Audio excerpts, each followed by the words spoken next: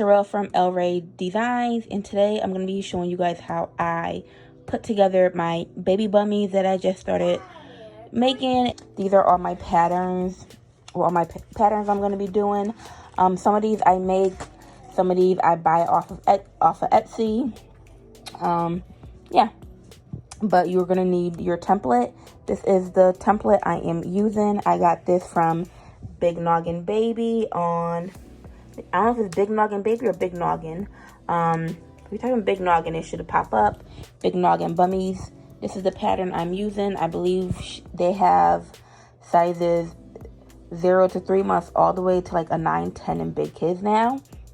So it's very nice. And this is all the pieces you need. You're just cutting out 4 pieces. You have the front piece, the back piece. This is the waistband. When I do my waistband, I cut mine's an extra inch over here. Not this way, because this is going to be the waist they're going around. But this is going to be how tall your waistband is going to be. So sometimes I cut like an inch extra. I like my waistband to be a little bigger. And then you have your leg cuffs. This, what I do is I tape it together, because you have to tape the pattern together once you get it. I just fold mine in half to make it easier for me to cut. Since I'm already cutting all these on the fold, I might as well cut the leg cuffs at a fold as well. So I cut it just in half. So you're going to need all your pieces right here cut out. You're going to cut it out to the size. Every color line right here is a size. I am making a 3 to 4T. For my daughter, I make all my samples for my daughter, so she has she's gonna have a lot of bummies soon. So I cut everyone on the same color to make sure it matches. As you can see, I cut every single one on the orange color. So I already did all my prepping, so that's all out the way. So pretty much I cut all my fabric out. I just use white bullet fabric. It is 100% polyester. You do need polyester to do sublimation for your bummies, if you are going to be making your own custom fabric. So this is polyester bullet fabric. As you can see, it's textured. I got this off of Etsy. I will leave some shops down below for you guys. I have everything cut out and organized. So I have the front, the back piece, the leg pieces, the waistbands. I also do matching bows with mine. I do piggies with mine. I am doing 5-inch piggies. So I have, these are the center pieces for my bows. And this is my actual bow piece. Now for the size for my bows, how I measure my bows is pretty much right now I'm doing 5-inch. So these are 5 by 15. So what I do for my height is going to be the size of my bow. So I'm doing a 5-inch bow. I'm going to make the height of my fabric 5 inches. And then for the length of the bow, I'm going to do my height times 3. And that's the size of your bow. If you want to get a nice bow that keeps its shape, it doesn't flop around, you're going to do that, because pretty much we're going to fold the bow 3 times to make it nice and stiff and not floppy. So yeah, so that's everything I have. Also already have my heat press on. And this is just finished getting ready. So I have my heat press set at 400 degrees for 60 seconds. This is a auto open heat press from Heat Press Nation.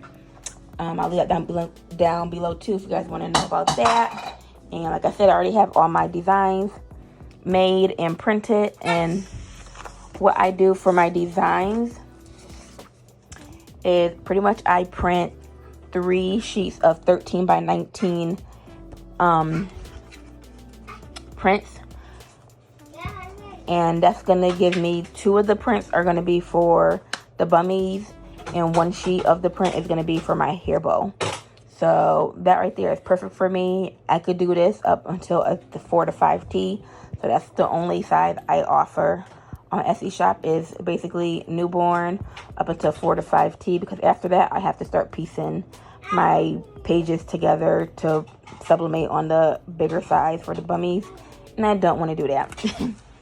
So yeah, so I have all that done. And if you want to know, I use the Epson 1500 printer.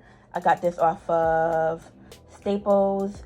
I got it like 3 o'clock in the morning. That's my best. Your best bet is to be up late at night and just up there looking, and you can find it. Because I started looking. Once I started looking, I got this printer in like 5 days, literally. Then I use the text print XPHR, I believe, paper. But yeah, so I have everything ready to go. And now I'm going to show you guys how I pretty much sublimate everything.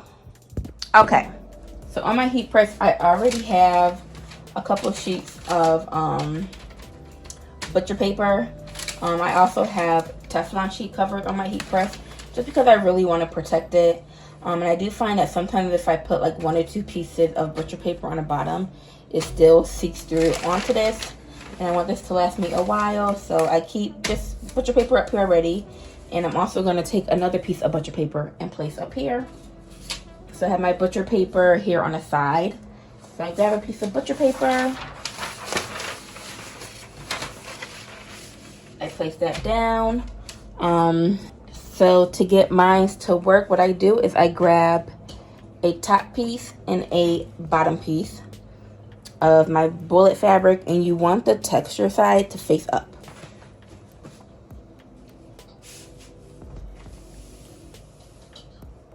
So I just place it on my heat press.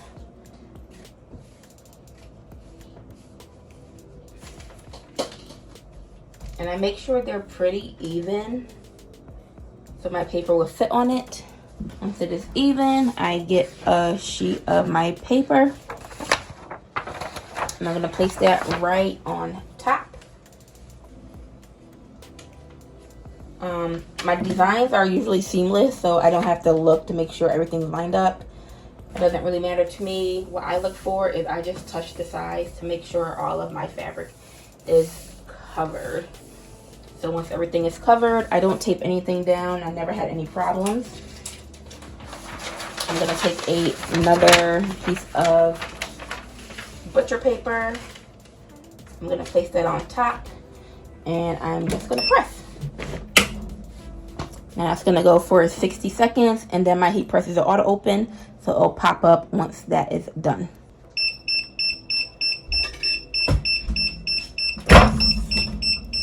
Once it opens, I take my butcher paper off. This piece I reuse because there's usually nothing on it, and nothing really ever gets on the fabric through this, so I save the top piece.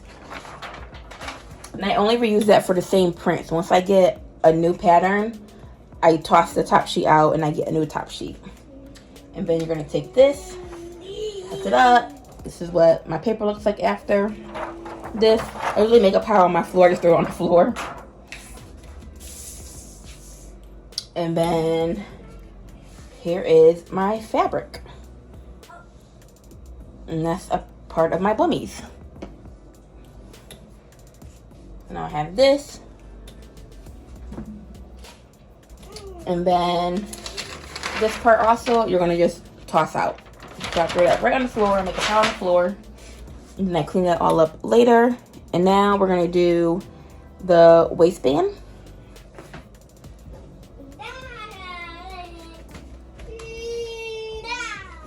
And I just fill to make sure it's on the heat press. And then you're gonna do your legs. And again, make sure your texture part of your fabric is facing up. For each bummie, you need 1 waistband, 2 legs. Then you're gonna get your fabric, your sublimation paper, and you're gonna put that right on. And I just fill to make sure everything is covered. Get another piece of butcher paper. We'll get your butcher paper that you just used. We're gonna put that on top and press.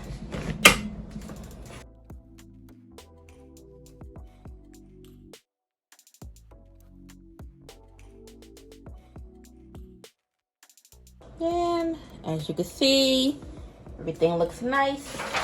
Take this piece off.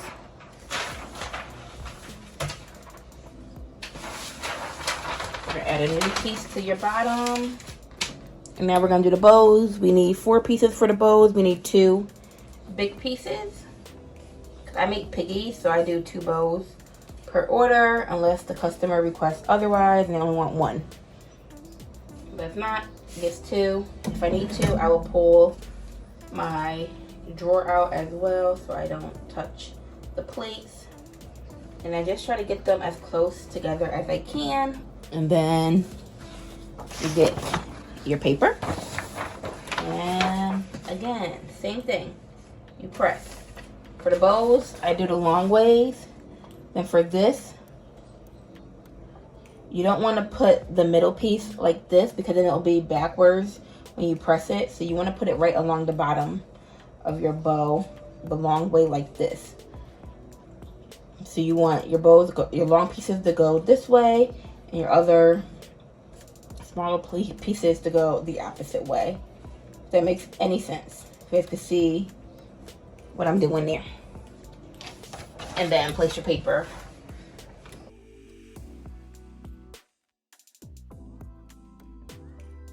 And now I'm literally just gonna continue to repeat this process for all the other pieces.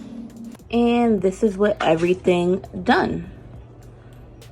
And now I just have to sew everything together. But yeah, this is how I prep my bummies, get them ready to be sewn, and how I make my custom prints. I hope this video was helpful. If you guys want to see how I actually set everything up to design it, let me know down below. I can show you guys how I do that. But yeah, that's it for this video. Stay tuned for the next one. I'm going to show you guys how I actually sew them and put them together. Thank you so much for watching. I will see you guys in my next one. Bye.